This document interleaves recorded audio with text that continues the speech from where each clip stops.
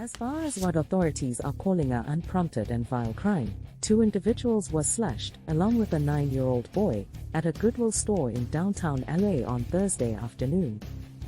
Chief Michael Moore of the Los Angeles Police Department said that the security officer who approached the suspect, a 40-year-old male, killed and shot him. Around 6:40 p.m., the defendant approached the kid inside the store and constantly threatened to stab him and murder him, according to investigators. The accused abruptly struck and stabbed this little child in the back, the chief stated at a news conference Tuesday night, despite the boy's attempts to flee. The chief declared at a news conference on Tuesday evening. According to Moore, the individual was carrying a 9 to 10-inch kitchen knife that he had stolen from shop. After that, the man went down a corridor and stabbed a 25-year-old lady in the chest, according to investigators.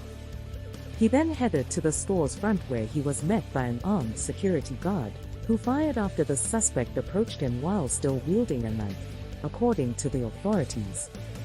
According to Moore, the suspect was shot in the stomach and pronounced dead at a local hospital.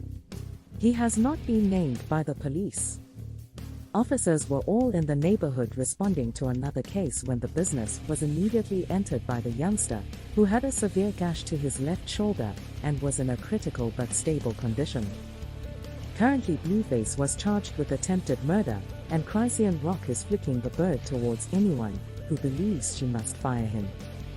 And she might even use some new tattoos to demonstrate her devotion. Christian lost her cool while discussing Blueface's arrest in Las Vegas live on social media. Several people urged that she save herself, but Sal wasn't having it. She emphasized the fact that while she was imprisoned, Blueface never turned away from her. Christian, who was present when Blueface was detained, promises that she will take center stage on Wednesday, when he makes his first court appearance.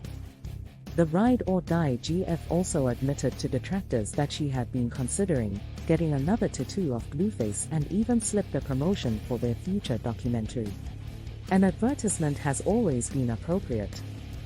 The news that undercover cops killed Blueface beyond a Low Chicken Lows and Waffles restaurant in Vegas on Tuesday was first reported by TMZ Hip Hop. When the police stormed over and ran Blueface into a wall while making the arrest, he and Christian were seated on a bench with their phones in their hands. The 25-year-old rapper was detained during an altercation on October 8 and is currently charged with 2 felonies, discharging a gun into a dwelling, building, car, or vessel, and felony attempted murder with the use of a lethal weapon or pepper spray. Unfortunately, the Los Angeles Police Department reports that Lindsay Pollman, an actress best known for her roles in Chicago Justice and Empire, was discovered dead in Los Angeles on Friday, days after she had gone missing. She was 43. According to a statement released by the LAPD on Friday, at around 8:30 a.m., Hollywood area police responded to a radio request for a murder case at Franklin Avenue and North Sierra Bonita Avenue. Since then, Lindsay Erin Pollman's identity has been confirmed by the LA County Coroner's Office. No other information was given. When Pollman didn't get home on February 13, her friends and family originally reported her absent and asked for the public's assistance in locating her. Police said she had been last seen in Hollywood, which is some distance from where her corpse was found.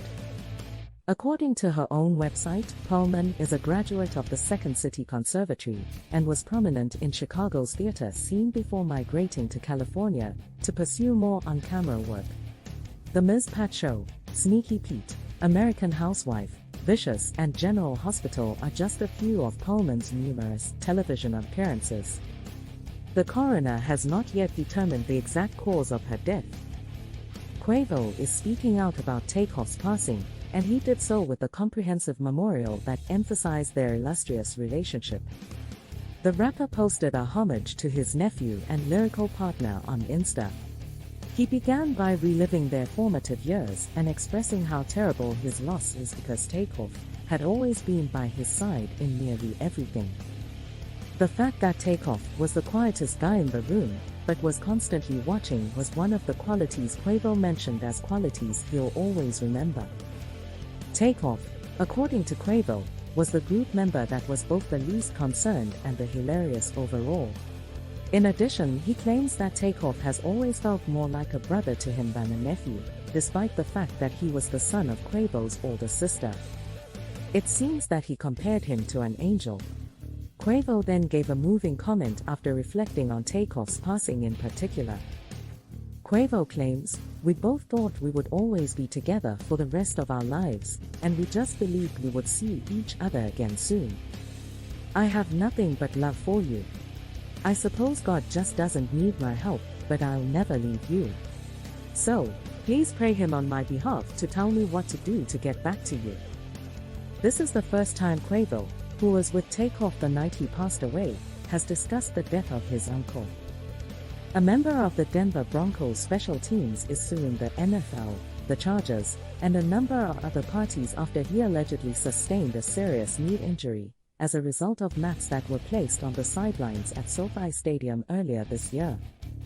In a new complaint that TMZ Sports was able to receive, Aaron Patrick outlined his claims, claiming that a string of bad choices made by the NFL and its LA club led to his ACL tear on October 17th, during the Broncos vs. Chargers Monday Night Football game.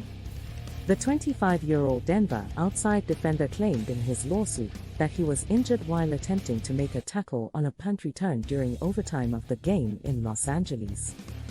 Patrick claims that in making the play on the field, he gained speed that carried him into the sideline area, whereupon he encountered the NFL referee watching television timeouts. Patrick states in the lawsuit that in order to get away from the man, he had to step on mats that stadium staff had placed to conceal the NFL replay system sidelines monitoring cords and wires. According to Patrick, this resulted in his foot becoming trapped in the mats and cords, which caused his knee to unnaturally bend. He subsequently received a diagnosis of an ACL tear and will likely miss the remainder of current campaign. In addition to the NFL and the Chargers, Patrick is blaming ESPN, the mat manufacturer, and other parties, claiming they could have all done more to stop the accident from occurring. Patrick contends that everyone involved should have been aware that the mats posed a risk to the players. Additionally, he claims that the NFL official shouldn't have been positioned where he was. Patrick is claiming unspecified damages, such as missed incentives and possible future earnings.